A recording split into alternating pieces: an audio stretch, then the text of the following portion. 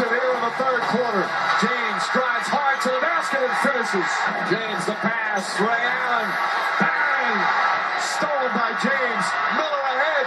Here it goes. Down. James adds to it all with a three-pointer. The Heat have turned this into a blowout. The Heat have turned this into a blowout, okay? The Spurs had 17 turnovers and the Heat had 6 in Game 2, but Spurs did beat the Heat on the boards by 8. But in the end, Miami's defense basically won the game with a 33-5 run. Here's the question, Stephen A. Was it more about good Heat or bad Spurs? Combination of both. I don't think there's any way around it. When I look at the Miami Heat and the way they exploded with that 33-5 run, I can't sit there and assume that that's completely the Spurs. The Spurs, it was a three-point game at that particular juncture. And then all of a sudden, Miami exploded. I can't sit there and say, oh, that's all about the Spurs and their collapse. That had a lot to do with Ray Allen hitting shots, Mike Miller hitting shots, Mario Chalmers hitting shots, LeBron James being the facilitator, plus hitting a couple of shots. Their defense, which was tenacious, no doubt about it. I mean, Miami played some lethal defense there. So I can't certainly just give all the credit to the San Antonio Spurs and their ineptitude. However, I look at the Spurs. Manu Ginobili was an accident waiting to happen last night. Tiago splitter was a complete no-show. Tim Duncan had numerous shots. Some contested, some were open. He couldn't drain them. Tony Parker was being pressured. They committed 4 turnovers in all of Game 1. They had more than that by the second quarter of Game 2. So I look at it from the standpoint that the Spurs obviously had something to do with it. They weren't on their A game. But if you have me to pick one or the other more so than anything else, I would pick Miami, because it was a 3-point game before they turned on the afterburners. Had the Spurs come out flat and the Miami Heat just showed up and the Spurs did it from opening tap, that would have been different. But with less than 4 minutes to go in the third quarter, we were looking at a game that we thought was going to come down to the wire, similar to what transpired in Game 1. And then Miami shifted into a gear that no one in the league has the capabilities of reaching. Got to remember, the Spurs get you to play down a gear. Miami's greatness is that they can go to a gear that nobody else can match. But the Spurs' success is getting you to lower whatever your high gear is. They were not able to do that against Miami last night. I see it completely upside down. Okay. I'm going 90% bad Spurs. Now, I'm going to remind you. We definitely disagree on that. Up to that point, 3 minutes left in the third quarter, Stephen A. Smith, Miami had no big fast break dunks. Remember, LeBron got free twice on fast breaks, and Danny Green stopped him at the basket. That's pretty impressive. That's how you thwart Miami's runs. Then what happened? They're up 1 with about 3 minutes to go. And what happened, Stephen A. Smith? Boom. Ginobili whips a pass, top of the circle, goes right through Gary Neal's hands and goes out of bounds. That's not Spurs basketball. Then what happens next? Ginobili dribbles the ball off his foot and it's loose in the lane and it goes the other way for a fast break. And then what happens next? Duncan and Ginobili are on the wrong page and Duncan whips it in the corner and nobody's home and it goes out of bounds.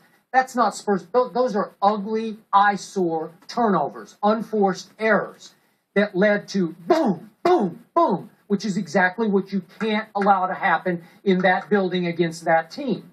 Meanwhile, the Spurs allowed 12 out of 13 shots to be made. That's not Spurs defense. I'm sorry. They just folded their tent. Somewhere at the end of the third quarter, they're down 10 at the end of 3. He pulls Duncan out of the game and doesn't play him 1 minute in the fourth quarter. That's waving the white flag. That's throwing in the towel. That's saying, we'll see you guys in Game 3 on our court. Mm-hmm. I just don't love it because it became a parade of Miami breakaway dunks. Yeah, but what's disappointing in that analysis is that you know the game of basketball too well to not see when momentum has just shifted in such a way where you know what you have and what somebody else doesn't have. It's not your night. Now, if it was a Game 7, that would be different. But it's Game 2. You've got 3 coming in San Antonio, and you're looking at this team that has turned into a juggernaut. No matter what you contest, there's a three-pointer. No matter what you contest, there's a turnover. No matter what you contest, there's a shot in the paint. Everything seems to be flowing. Meanwhile, on your end, suddenly Tim Duncan can't buy a basket. Manu Ginobili is a walking turnover. Tiago Splitter's a no-show. Kawhi Leonard is grabbing rebounds but not necessarily making shots. Nobody from your bench is making any noise, and you're just sitting there folding your hands. You're calling timeouts. Nothing seems to be working. Nothing seems to be stopping this onslaught. So at that particular moment in time, Popovich sitting there and looking at Tim Duncan and a Tony Parker and saying, you know what? I need these guys for the rest of the series. This ain't your night.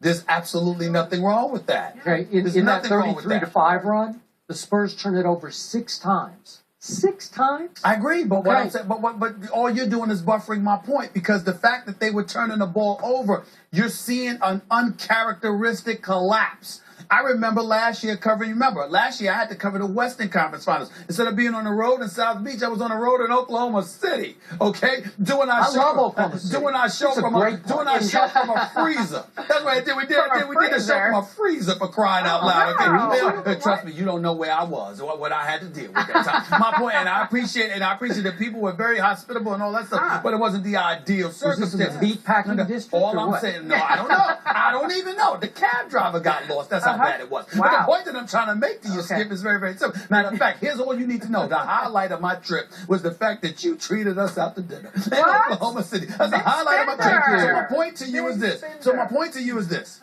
You look at what transpired. All of a sudden, the San Antonio Spurs seem to be collapsing because the momentum that was Russell Westbrook, along with Kevin Durant, elevated them to such a level that Popovich was sitting there scratching his head. We got to figure this out, because we didn't see this onslaught coming. And they lost 4 straight after being up 2-0. Did they? All I'm saying to you this particular time, he's like, back to the drawing board. They got us tonight. And you could see that. You could see it. All right, Stephen A. So, are the Spurs in danger? Of course they're in Becoming danger. OKC Listen, of this year. When you predict the 7-game series like I have, anybody that loses a shred of momentum is in trouble, because you expect the series to be a nail-biter. Miami, this is why I despise, and I use that word objective, I despise the 2-3-2 format. I can't stand it. I love the 2-2-1-1-1, because now you're the Spurs. It puts more urgency on you winning 2 at home. You're the Miami Heat. You win 2 on the road, you've got the series. I like the fact that after 4 games, it could be a 3-game series, and you don't know who's going to do what, because it's back and forth, back and forth, back and forth. That's not the case with a 2-3-2 format, and that's my problem. I don't like the fact that it's a 2-3-2 format, but I still believe the series is in the Spurs' hands, because they can win 2 of 3 in San Antonio. But I can't emphasize it enough. They have got to win 2. If they lose 2 of these games in San Antonio, I will come back here on the eve of Game 6 and saying Miami's going to be crowned the champions again. Even as a Spurs supporter, I must admit publicly, I am troubled about Game 3. The Heat are great front runners, and I mean that in a very positive vein. LeBron is a great front runner, just the way Tiger Woods is. You give him an inch, he'll take a mile. Smells a little blood, he will rip your throat out. That's the way he plays. That's the way Tiger plays. They smelled some blood last night. I think you smelled a little bit of blood last night. Yes.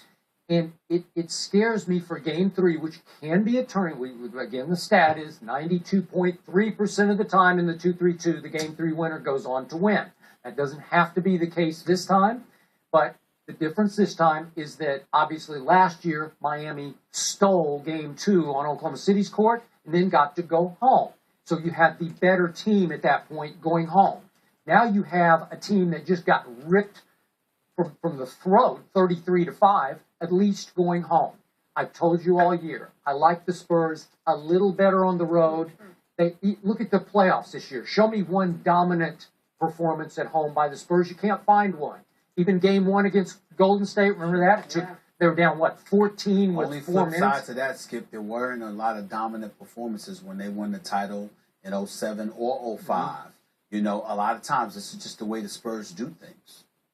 You can make the case, but my point is that the Spurs are going to have to regroup and come back with emotion and urgency and what Pop calls healthy fear. I think they played with healthy fear in Game 1. I think they were a little afraid of what might happen, that what happened last night would happen in Game 1. Well, you better fear that it'll happen in Game 3 because the Heat think they can do that again in Game 3. Okay. We'll see. All right, guys, coming up next, let's talk about Wade and Bosh.